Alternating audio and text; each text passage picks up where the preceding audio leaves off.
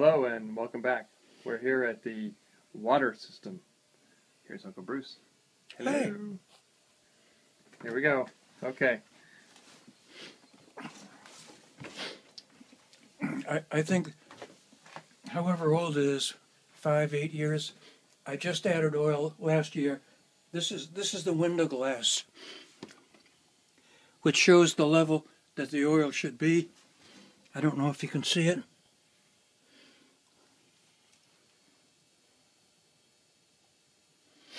But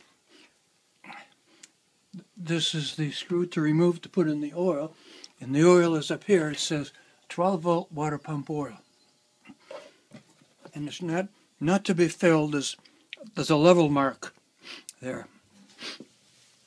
Okay. Now, are we on? We're on.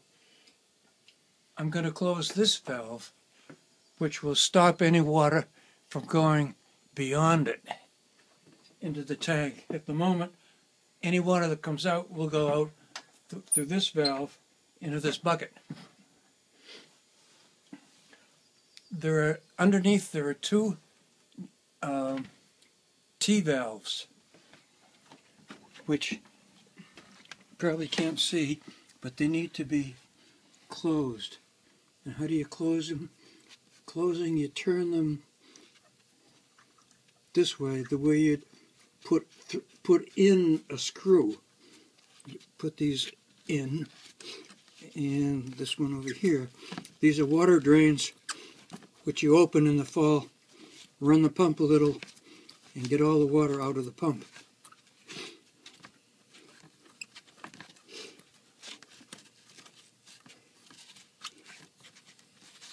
Now, this green light should be on 10 minutes before you shut the generator off. Here, which used to be a filter, but I don't filter anymore, and I haven't found the container yet. It's a long white one. This guy. It's got a valve on the end, which you want to screw it in first. And you can't, you can only close it after it's screwed in, or else it won't go in very easily. You can't screw it in. You can't turn the valve. Get it lined up here, because the plumber didn't make things straight. Who was that plumber? Yeah. Now we'll close this. Okay. Now we got to prime the pump. Notice this is a hexagonal bolt. And do not be like Grandpa Ralph, who would take something like this on a hexagonal and eventually round the edges. Make it circular. This is the tool to use. So we just put it in there. I turn it off, crank it off, put in some water that we've left there over the winter, and it didn't do any damage, except froze and melted. So I'm going to fill it up, probably use a funnel.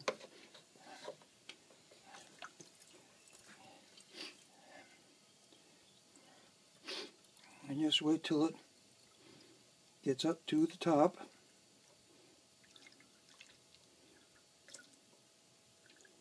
We'll run the generator until it's running smoothly. Too much, because you don't want to waste water Throw the switches. until you got some. Action. Close the pump primer, probably just by hand. This is the switch that allows the generator juice to flow to the inverter. You can turn it on after the generator starts and shut it off when you shut off the generator. We have water. A little bit that's coming out just from the prime, maybe. If nothing happens in a few more seconds, we'll prime it again. Power to the house.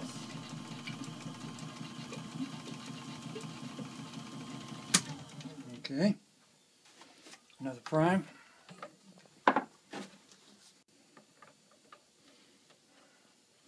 Fill the prime back up. Try number 2.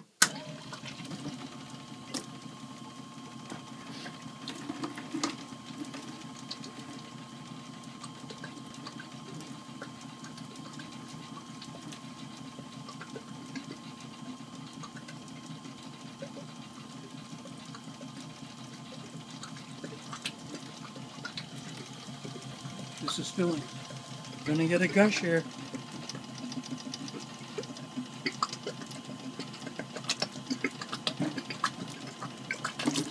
Oh, there's the water.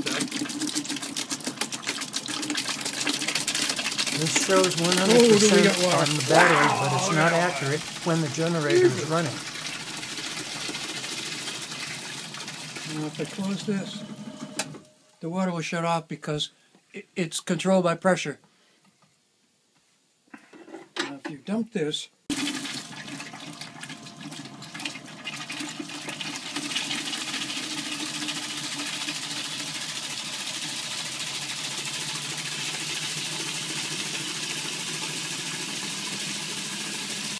now is a good time to tell you how to use this as a fire weapon. If you close this during the season, and if you open this, and just because you open it, you'll start getting water. If you attach the black hose here, which is coming from the rain barrel and wrapped around for my solar shower, if you connect the hose here, then you've got 150 feet of weapon to fight a fire with. And that's preferable to using the fire extinguisher, because the extinguisher is a powder, and if you remember the lightning storm, it left the bedroom just one hell of a mess when I used it, and I should have used water. Okay. Again there, live? No, I just want to give you. Are you gonna chew? Mm-mm. All right, take a little water and taste it. Sweet? Mmm, tasty. Good. Okay. Mm-hmm. Yeah. We're in business. Very good. Now. And fill the tank. Do I have all the tools with me? Am I ready? Where to find the plug for this guy? Where did I put it? Usually. This plug here goes into the bottom of the tank, and then you tighten it with this guy, because you need the leverage. Even though it's rounded, it's still a good pipe wrench to use because you need to get it tight. And it may drip a bit, and if it continues dripping after another day, you try to give it another tighten.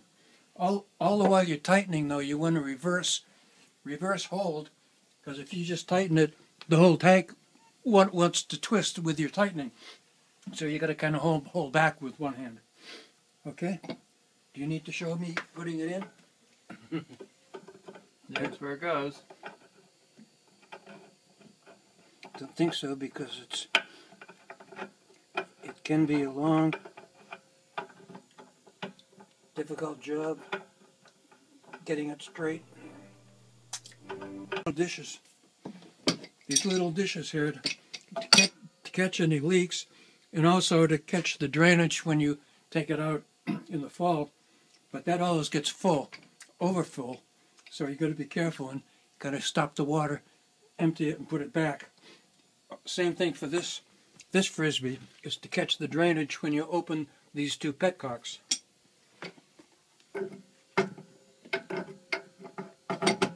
Okay.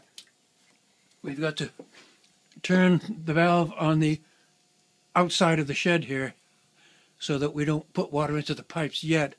We'll get some water in this tank, and then complete the closing up of the openings in the pipe into the house. Thank you. So we're at the back of the shed now, the closing of the valve. This one is allowing water to come out here if you need to fill up a water container for the cabin. I'll close that off. And this one is the close off water going to the house. Done. It shuts off someplace around 60, I think. So I'm going to open this. Now the pressure tank is pumping. Why don't I? Oh, that gets left on all summer. And the pressure here will shut it off when the pressure reaches about 60 pounds.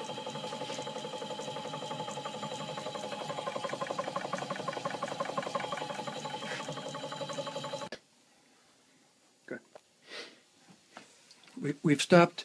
The pump is stopped at 50, 55, about 57 pounds. So if you see the meter slowly going down without having done anything else, that means there's a leak. And that would be more applicable after we run it into the house. Then we will want to check for leaks by monitoring the meter without touching any water and seeing if it holds steady. What were you saying about checking for leaks around there? No leaks under there. I did a good tightening job. Oh boy, did I good. This is going to go like this. Alright, so there's a connection there, a T connection there that you have to totally turn so that it's fully extended to allow water to flow through that pipe. And that's the same as turning a bolt into a nut, right? But Right. it will get longer Right. as you turn because it's reverse three. So here's a connection point into the house for the water line. Underneath that board is another board, and then another board.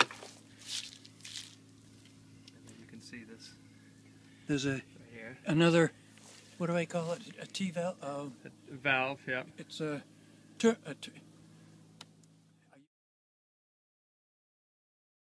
way from the bottom, you know, looking up at it, you're turning clockwise.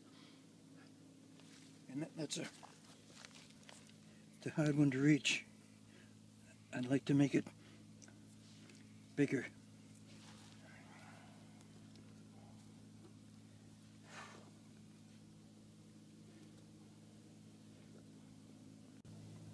The water up there so nothing goes into the house. We're going to turn on a little pressure and check these two fittings for leaks. Or the clamps.